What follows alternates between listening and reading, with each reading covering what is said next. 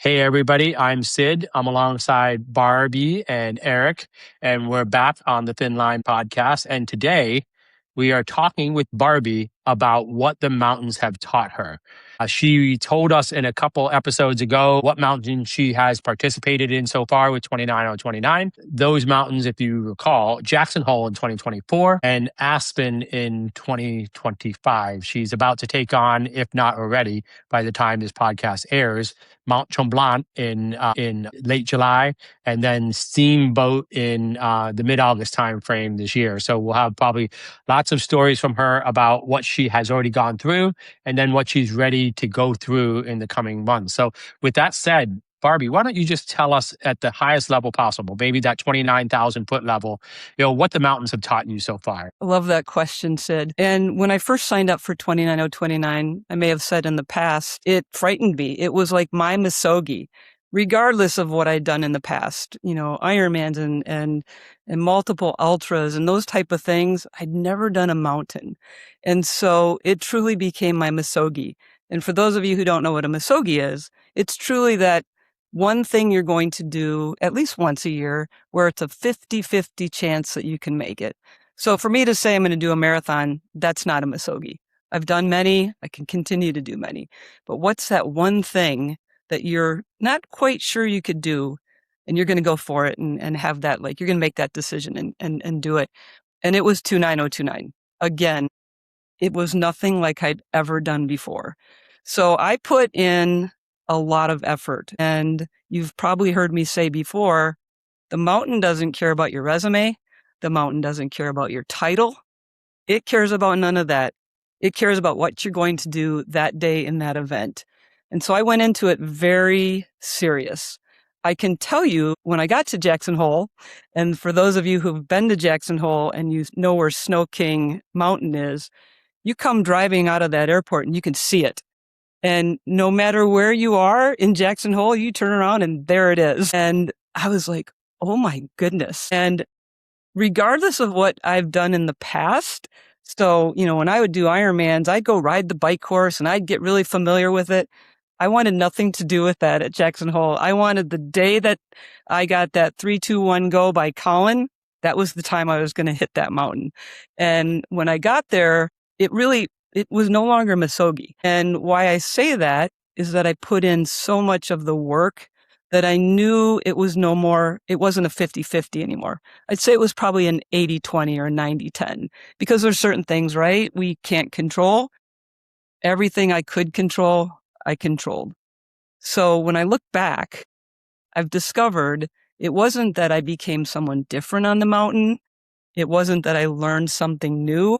The mountain truly, and specifically Jackson Hole, revealed who I am. I like to lean on 5 characteristics always in my life, when things are good, and more importantly, when things are challenging. And the 5 characteristics are courage, resilience, persistence, optimism, and gratitude. And it's easy for all of us to lean into those type of traits when life is good. It's profoundly impactful when you lean on them when life is challenging. And a mountain's challenging. I don't care who you are, how fit you are, how fast you do it, or if you come in at 35, 59, 59. Every person out there is challenged in some way. And I came in with my ideas and thoughts. I'm going to get on that mountain and I'm going to go straight through the night and I'm going to knock this out. Well, that's my courage and my, all of the things, I'm persistent, I'm going to do it. Well, the mountain had some different ideas for me. And, I did all the things. I listened to the coaches. Colleen grabbed me by the neck at one point and said, you're going to go eat dinner now. And I'm like, I didn't want to. And I just kind of followed the pathway of all that. And then things unwound. And Eric, it wasn't my lap 4. For me, it was lap about 9 or 10, where nothing was staying down. I remember going for dinner and sitting next to Derek, and he's like, Barbie, you got to eat. And I was playing with my food like a toddler, and I'd take a little bite and I'm like, I can't do it, Derek. And he'd like, cookie, like all of the things, and nothing was working. And because one would say a positive attribute someone would say, you have a ton of grit, Barbie. because I was going to get back up and go. The other side of grit could be stubbornness, where I'm going to go at all costs, and that might not be a good thing. So the wise Barbee went into the recovery lounge. I hear a lot of conversations about the recovery lounge, that you have to be careful when you go in there because, 10 minutes can turn into 2 hours. And for me, it turned into a longer time. I set a clock. I said, I'm going to stay in here for no more than an hour. Well, I got the Normatec boots on. I got the blanket on me. And, the hour turned into a little bit longer. And then Coach Jared, he kind of bumped up against me and he goes, "Hey, Barbee." And my first brain fog moment went, how does he know my name? Realizing I have Barbee plastered right across my bib. He says, "How are you doing?" And I said, not so great. My stomach's a little upset and I'm really cold. And he asked the best question that I was asked by a coach at that time. He said, "So what's your plan?" And I thought about it because I said, well, my plan was to get up and go and knock this out straight out. He goes, how many laps have you done? And I said, I think it was 10 or 11. He says, it's like 1:00 in the morning. No, I think it was midnight. He goes, you got plenty of time to finish this. Why don't you go back to your room, take a hot shower, take a little nap, and start over whenever you're done, whenever you're ready. It took me 5 seconds to say, okay, I'm out of here, and got up and went off to the hotel room. And so for me, that revealed all of these things like, okay, I'm persistent and I'm gritty, but I have a little bit of wisdom at times. And went back, took a hot shower, changed my clothes. I slept for 1 hour, and then I was right back up on that mountain. And so it's like those moments where you have who you are and who you need to be in the moment. That's what, in that situation, the mountain revealed for me. I mean, we could talk about Jackson Hole for an entire episode. I will tell you though, the one thing, despite like those type of situations that I carried with me, and I carry with me now, I will carry with me now forever, is again, memorable moments, the Ishi go Ishi, each moment only once, never to be repeated. I've been a journey kind of girl.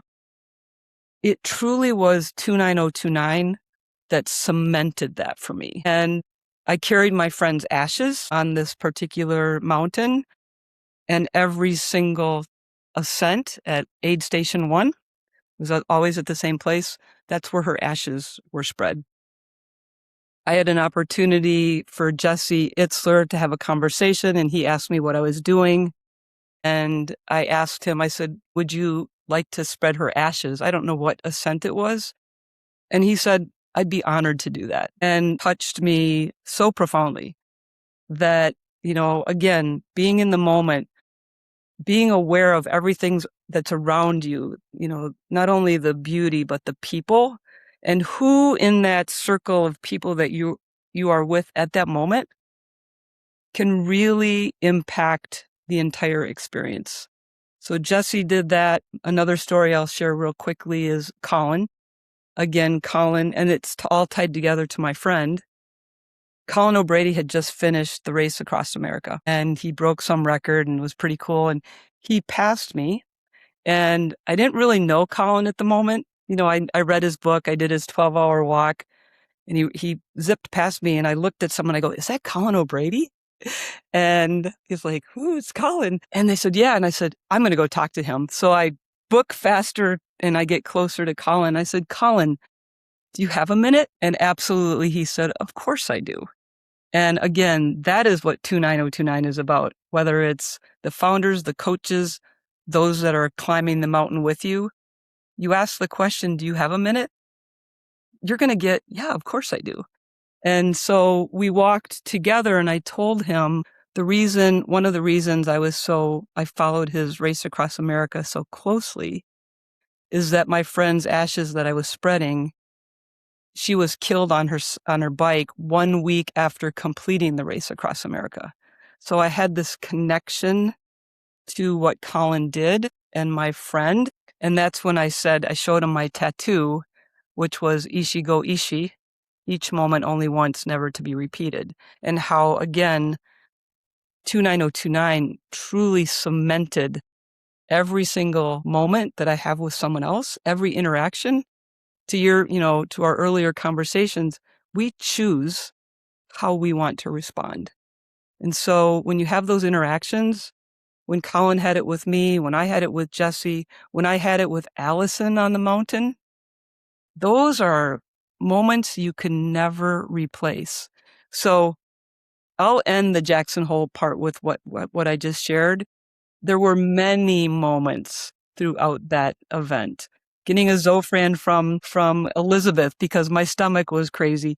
Talking with Mark Hudalik when we got off the gondola and him just having a conversation and asking how the experience was. Sharing my last lap with Jillian. Like, there were just so many that you can't recant all of them.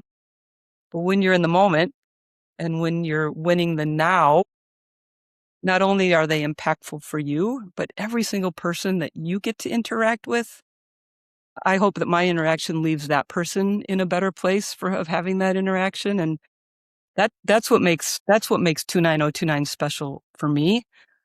The physical part is cool. It's great. You get to wear your badge, but the community is the bedrock in my lens of what 29029 is. Yeah, I love hearing all that narrative because I was with you on that journey in different parts. And so you're reminding me about that journey. And there's a few things that are interesting, and I would like to bring it back to you in the form of a question. But what's very interesting is that this journey that you just detailed was over 2 years ago at this point, but you speak of it and I remember it as if it were just last week. And so it's that ironclad in our minds. In fact, I'm looking at your background up here and I'm seeing the Tetons, which we saw quite a bit of when we were marching up that mountain. And every time we'd turn around, we'd see the beautiful village of Jackson down below, as well as the Tetons out beyond that with the Snake River in between. The other thing is along the way, you talked about how it went from a Muskogee to something that you could accomplish without much risk. And that was great. But I think something that you had taught me or shared with me at one point in time are the words that effort is a choice. And I think you literally just framed that up. So would you mind just going a little bit more into that content topic of effort is a choice and how that has been a learning? Absolutely. I mean, it sounds simple, right? Because it's like, well, yeah, we choose to have effort behind what we do, but putting the effort behind the words, that's where it happens, right? And honestly, Sid, it was at one of my Disney marathons that I was running. You know how everybody in races have little signs that they made? And I was in one of those moments where you're starting to have the inner voices like, this is hard, this is long. And I saw effort as a choice.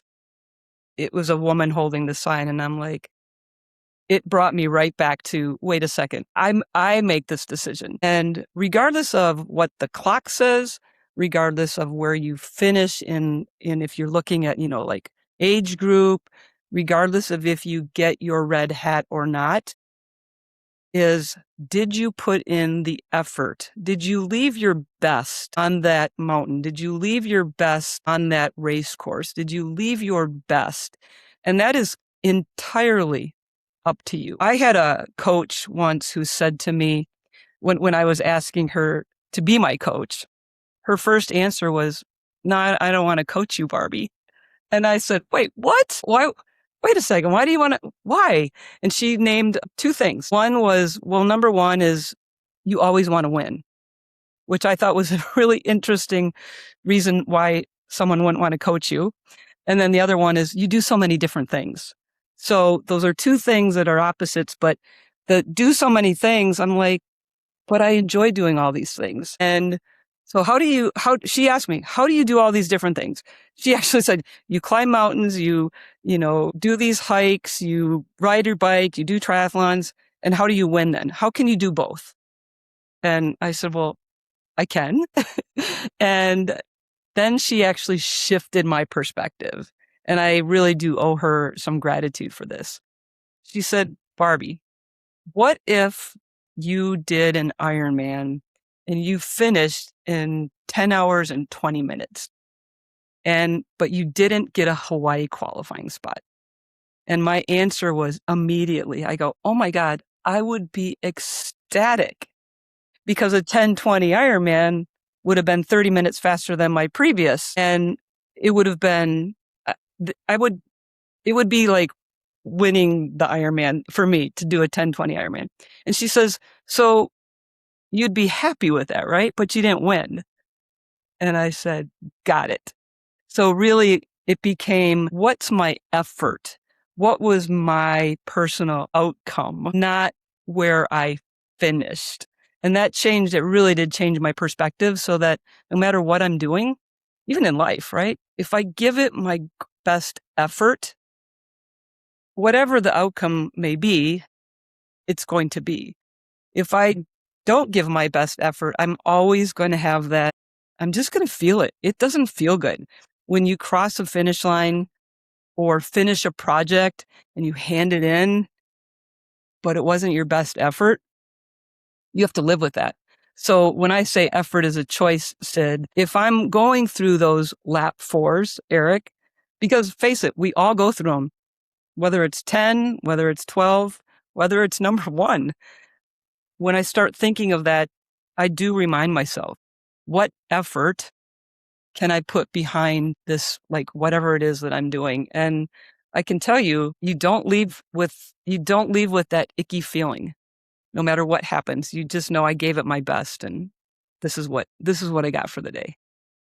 I love that you brought that up, and especially how you mentioned outcomes, because there's a real danger in life to attaching ourselves to outcomes. Mhm. And we go all in on a certain outcome, and you could have gone all in. Let's go back to that Ironman. You could go all in on that spot to Kona. Well, what you may not know is that that same race that you're at, there could be 3 or 4 extra people in there that are just crazy gifted and super fast.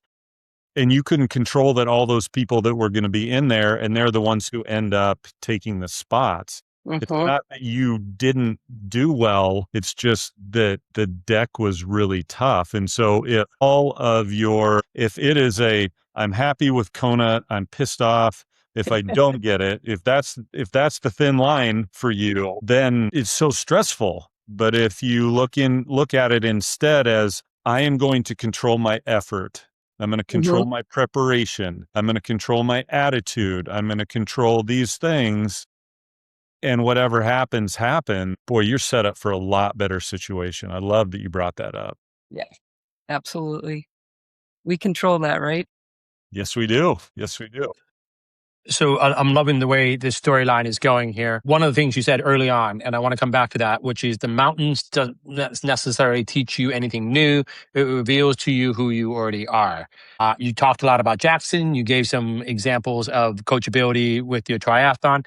Let's talk about Aspen in 2025. Was there anything in Aspen in 2025, whether it's the prep, the event itself, or after the event, that revealed to you about who you already were, that you appreciated, or that you had to take a little bit of a pause on and say, okay, that's a learning for me. It's not what I thought it would be, but that's a learning for me that I need to understand.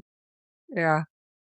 Well, the first thing about Aspen, and this is for anyone that's participating in 29029, the first question I got from friends who knew I was doing Aspen after Jackson Hole, or not even a question, a comment, was something like this. And you both of you have probably heard this as well. Oh, well, you've already done Jackson, so this one will be easy. And I'm like, wait a second. It may not be, I mean, it may be easy. It's not going to be easier. They're very different mountains. So you can't say just because you did something in the past that something the next time you do it is going to be easy. It's going to be different.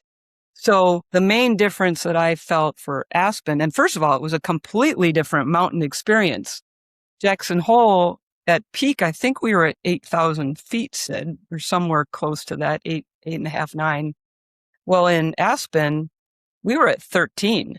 I mean, we were like 7 to 13. So that's a completely different physical type of experience. I did a lot of different training in, altitude chambers and all the things that I know that could help me with that. And it did, it definitely did. what I learned about myself in that particular mountain was I'm not a fan of the long ascents. I like that short, steep those two mountains could not have been any different. Jackson Hole, 19 ascents with a 5-minute gondola ride down. Aspen was, I think, 3.4 miles, 9 ascents, only 9. You say only 9 with a 25 plus minute gondola ride down. And when it got windy, they slowed the gondola down to 45 minutes. So I had to work hard in my head to just accept that this gondola ride is going to be slow. What can I gain out of this ride down? And oftentimes you're riding with someone, right? So you can start conversations and you can take advantage of this long gondola ride down versus, oh my God, the clock's ticking. What is this happening? Again, choice.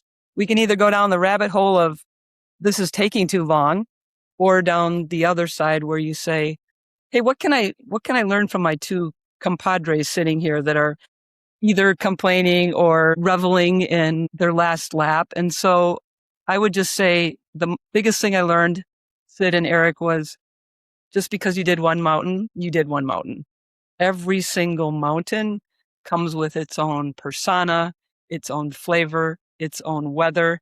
You can pull back into your pocket and say, okay, this happened in Jackson Hole. What did I do? And so actually it did reveal that I had a little bit of learning from Jackson Hole because I get nausea almost every time, whether it's a endurance event that's not 29029, I get it. I do all the things. I listen to the coaches. I practice. It's just not my thing. And I got nauseated again. And I had a decision to make because I had gotten 6 laps in and my coach wanted me to get 6 laps in by midnight. I had 6 laps in by 8:00 at night. And I'm like, can I do one more? And I thought about it and I wasn't feeling the greatest.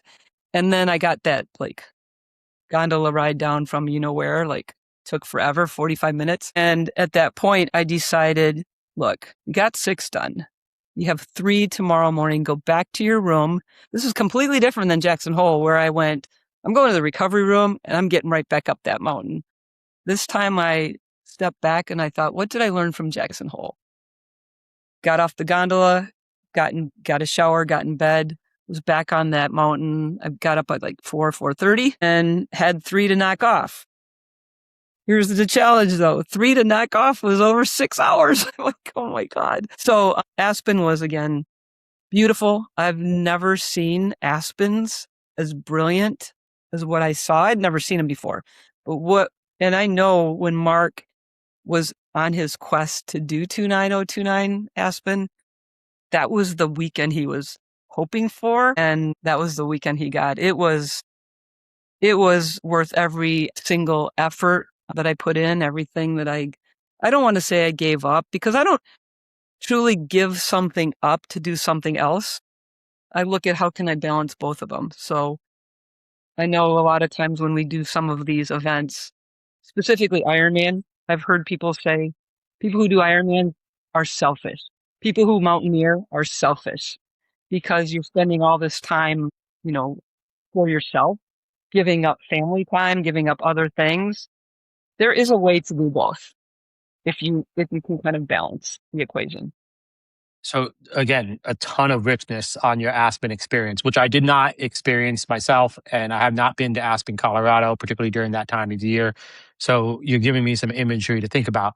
But one imagery that stood out to me that I want you to maybe take us through a little bit more in a slightly different way is you talked about that gondola ride down, right? And so as I think about your journey and what you were telling us, there's things you can control in terms of the pace, in terms of what you wear, in terms of your attitude. And then there's things you cannot control, the weather, the speed of that gondola. And so talk to me just a little bit, if you have some narrative that support this, about the slow pace of the gondola. It is what it is. How long did it take you to get into that mindset that I can't control this, so I have to embrace it? And then if you can get into maybe a little bit of a metaphor or a narrative outside of that, is how do you apply that to your actual life off the mountain? Great question. I did know coming into Aspen that it would be vastly different than Jackson Hole. Now Jackson Hole is like 5 minutes long. I could barely get my hydration vest off and get my hands into the pocket, and the door was opening and I was off. This one was completely different. So the front end of it, I was prepared for it. So I knew already from the moment that event started that I have to, in my head, add another 25 minutes to everything that I was going to do. Oftentimes we don't do that in life. Like the example I like to use is when someone says, how long does it take you to get to the airport? We say, oh, from my house to Mitchell in Milwaukee, 25 minutes door to door. So what do we typically do? When we're going to go to the airport, we lean on that 25 minutes door to door. That 25 minutes door to door is the optimal time, the best time. So then you plan your 25 minutes and you're driving and there's a road closure or there's an accident or there's something else, and it completely unwinds our reality, because what we know is it takes me 25 minutes door to door. So going into Aspen, Sid, I was prepared for a slow gondola, or slower. I won't say slow, a slower gondola, which helped me right off the bat. What was I going to do? First one, even though it was early in the morning, I got myself some hot chicken soup. I'm like, I'm going to figure this nutrition out. So plenty of time to sit there and eat it. And sometimes I was with people, sometimes I was not with people. But really where it changed is that last trip down, because it got very windy. And for those of you who are unfamiliar with what happens during weather and gondolas, if there's lightning strikes within a certain distance or high winds, the gondola either stops or slows down. And in my case, it slowed down. And I'm going down this gondola, you guys. I don't know if a snail could move any slower than that gondola. I mean, it was crawling. And I was with these 3 other people, and, everybody on the gondolas, you know what we do? We feel each other. It's like, how slow is this going? I'm like, I know. I'm like, it's going to be forever. So you start, kind of feeding off everybody else's, like, not complaints, but, oh my God, this guy is falling. And then we all kind of just decided together. Again, going back to that community, one person was there watching his wife and son, and the other 2 were participating. And we all just kind of came to the same conclusion. We're like, well, we're on this gondola together. It's not going to go any faster. So do you want to sing some songs? Do you want to tell some dad jokes? And we just made light of it. When we got to the bottom, I went to the hotel and the other 2 went back up for another lap. But it was really, again, there's not a lot you can do in that situation, except one thing, which is most valuable, is control your inner narrative and what you're going to do about it. You're either going to go, hey, we're going to enjoy this. What can I learn from these 3 humans that I never met before? Who, by the way, one of them is now my friend, and I hope to buy a sauna from him someday. Or you're going to all 4 commiserate. So whichever way you do, pouring the gasoline on the fire, you can either ignite something really positive or you can burn down the gondola. So we chose to do the positive. And Sid, to your point of how do you use that in life? My goodness gracious, every single day, that thin line we stand on to, this isn't the way I expected it. Yesterday in Milwaukee, we had horrible air quality. What can I do? I have a workout to do. Where am I going to do it? Can I do it outside? I'm not sure. Can I go inside and do it? So you just have to wrestle with, when life throws you curveballs, you can still hit them, right? I mean, there's some pretty good pitchers that can get a curveball hit off of them. So it's given me more ability to just go with what's in front of you and not let the things that we can't control absolutely unwind us, which I know in many situations, I see people in constant situations where the weather, Heck, I'm watching people right now on Mighty Networks looking at the weather in Steamboat 4 weeks from now. I'm like, wait, guys, hang on. You're expending all this energy on something that you can't control. So ride the gondola, whatever gondola speed's going down. I love that you brought that up in the way that you brought that up, because it goes back to one of the big themes that we're going to see throughout the time that we're here on this podcast is choice and what you can control. So if you look at what's going on in our world right now, somebody says something bad, and then everybody feels like they have to be attached to that bad thing and get going crazy with social justice and, oh, this is so wrong, we all have to jump on this. And yes, there's a bunch of wrong things going on. But boy, once one person does that and somebody else stacks on top and somebody else stacks on top and somebody else, you could have had miserable gondola rides down. Mm-hmm. Or somebody can say, hey, maybe it doesn't need to be this way. Hey, what's your name? What's your story? I'd like to learn about you. What gets you excited? What gets you out of bed during the day? And we all have those opportunities to do that. But again, it's a choice. Yep. And unfortunately, it's the harder choice, because it is easy to just jump in with the mob and everything sucks. Or how about this gondola, right? Okay. Everybody says, yeah, it all sucks. Yeah. Hey, what's your favorite thing to do? What have you done in the past? What are you looking forward to in the future? All of that. And then all of a sudden you have friends. It's awesome. You do. I was gonna ask you this question. When you do that, because sometimes I'm very comfortable. I know Sid, Eric, you're very comfortable in these moments that are kind of like, and we have others around us. We're comfortable saying, hey, how's it going? Is like this, is this gondola like the worst thing ever? What happens when we invite opportunity and we get shut down? What's your take on, like, how do you because there's going to be people on the gondola with you who you offer a hand. You see them struggling and you offer a hand. They don't want to take it. How do you sort of approach those situations? To me, it comes back down to outcomes, right? They're on their own journey. They're going to react how you're going to react, but that doesn't mean it's not worth you trying to put it out there. Yeah, I absolutely. think you always put it out there. And I get it. That means sometimes you're going to get rejected. You're not going to get what you want, but you always put it out there. And sometimes even when I'm starting to strike up a conversation with somebody, it's just, hey, what do you like to talk about? We're both here. I love that question. Yeah. What do you like to talk about? Everybody likes to talk about something. I can have a conversation with somebody about anything. You just get it started. You tell me what you like to talk about, and I'll try to chime in. Yeah, absolutely. Sid, I really appreciated I watched several Instagram posts or several posts during the 29029 Rainier, when you were just asking people their stories. And I loved that so much. And I can only imagine the person who you asked that question to, how much that meant to them. Just being asked, like, what's your story? Because there's a lot of people that I would say often, not a lot of people, there are people who feel unseen in these events. And how do we help everybody feel even a moment that we're all here together and we all matter? So I really love that you did that, Sid. Yeah, I appreciate you saying that. I will say an interesting observation on my end about that. You ask somebody once what their story is, and they may give you a basic story answer because they don't trust you. They don't trust themselves. They're not vulnerable. You keep asking people what their story is, and eventually you get to stories that matter, stories that you can learn from and pull from, and you really get to learn them.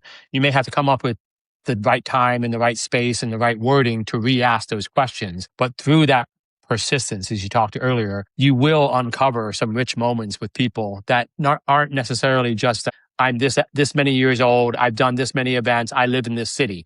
All good information, but that doesn't really tell me a little bit about who you are, how you think, and what I can pull from you. So I think it's a persistence in asking the question, knowing that you may not get the right answer or the best answer right away, but continuing to be there and think through how you can engage them in that conversation.